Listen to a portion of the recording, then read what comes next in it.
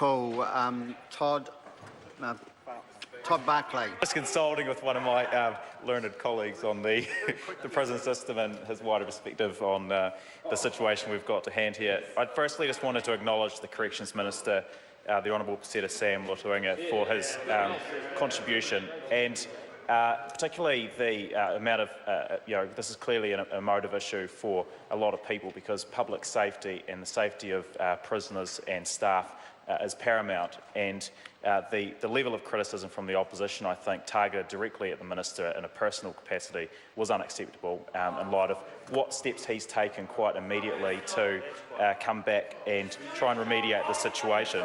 But I think as it is a situation of a high emotion and public safety is at paramount, and safety behind the gate, Mr. Speaker, we should still be looking at this nonetheless in a calculated and a measured way. Acting on emotion and acting on what you see through social media without the wider perspective could have a detrimental effect, and is actually insulting to the 8,000 prison staff across the country who are doing a fantastic job, putting themselves in danger each and every day for the protection not only of those behind the gate, but also those of us who are operating in general society, Mr. Speaker. And I think the Minister has already articulated the response that he's been quick to implement following reports of the incidents that took place inside Mount Eden Prison. And his response is a two-part review. Firstly, investigating the issue and circumstances surrounding the violence and contraband use in prisons more broadly, but specifically looking at the example raised in Mount Eden Prison. And secondly, the adequacy of controls designed to address prisoner violence and access to contraband, Mr. Speaker. And as the Minister's pointed out, this is not an issue confined specifically to Mount Eden Prison. It is an issue that has from time to time come up across all prisons across this country. And I think the main reason why that is the case is because they're not dealing with the most safe and well-meaning New Zealanders. We're dealing with the most serious and difficult New Zealanders. I mean, if you look at the criminal justice system we have in New Zealand, we go to great lengths to try and prevent people entering into that level of punishment, Mr. Speaker, because we know the broader impacts that a prisoner, once they enter the system, has on the rest of their life in the rest of their criminal career, Mr. Speaker. So we go to great lengths to try and prevent people from finding themselves in that situation. But those that are, the 8,500 prisoners in this country that are in that situation, are the most dangerous and the most difficult, some of those most difficult and dangerous New Zealanders. So I like to thank and acknowledge the 8,500 prison staff under Ray Smith's leadership, who do a fantastic job every single day. And how is this dissimilar from incidents that happen in other parts of the public sector? We see from time to time there have been fights of school children in schools taking place. Does that mean that we sack the principal and board of trustees of a school if that takes place?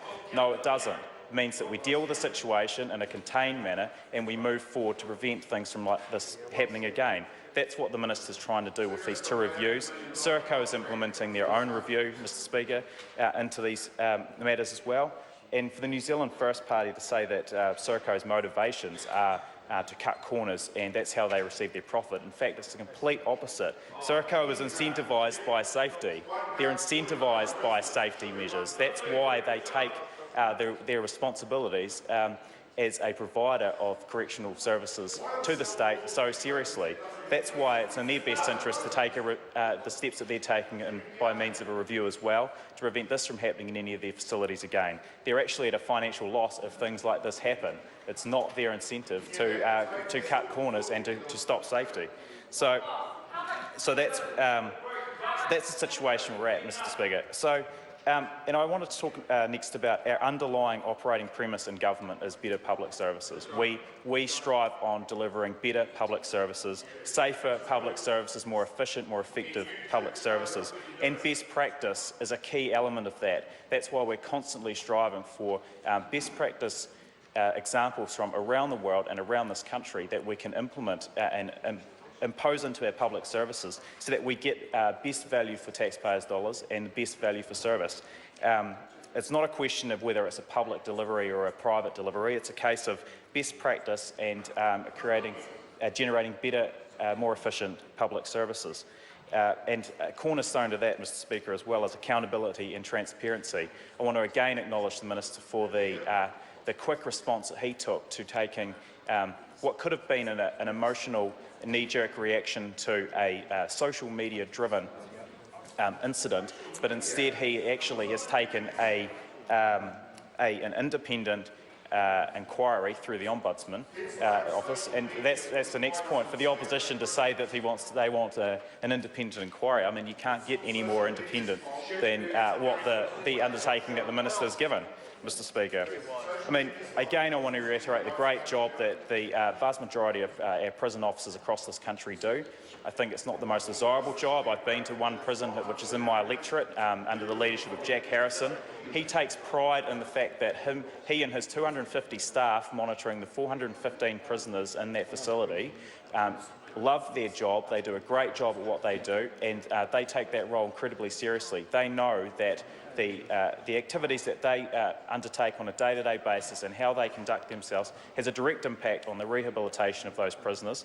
And again, they're not the most easiest people to deal with, obviously. That's why they're in the situation that they're in. So I think for the opposition to direct their concerns in the way in which they have, I think they need to take a serious look at how they're directing these concerns and start being a bit more productive around how we find a solution around it, instead of attacking personally the people who are doing a fantastic job at what they're doing. I think it is indeed very shameful, Mr Speaker.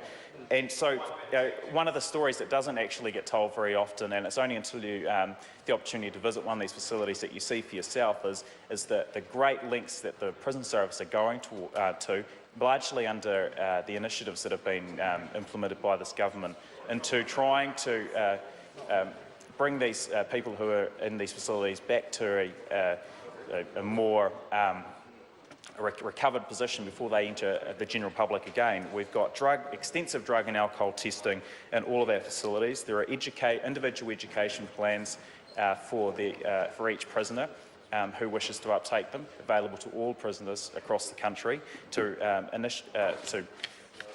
provide them with a skill or a qualification so that when they re-enter society, which most of them will, they can be sensible participants of society in the same way that their neighbours and their families and their friends and all that are, because these people are going to be back in society, most of them eventually, Mr Speaker. And the key, one of the most fundamental impacts or drivers on their ability to enter into society in a good state again, so that they're no longer a harm to any New Zealander, is down to the 8,500 prison staff that are in this country who are working with these people on a day-to-day basis. They're teaching them life skills. I've got one prisoner in Milton who has been working in he's on out of the gate work program at the moment. He's been in prison for 20 years. When he re-enters society, he's going to have to learn how to use an EFTPOS card, learn how to use a computer, learn how to use a phone. It's the prison guards that work with these people on a day-to-day basis that teach them these things, Mr Speaker. So I think, in closing, I'd just like to reiterate my appreciation to the Minister and his statements that he made, and the constructive, quick approach that he's taken to remediate what is a serious situation. And I'd just like to acknowledge again the staff of the prison service across this country, Mr Speaker. Conway Judd Singh back.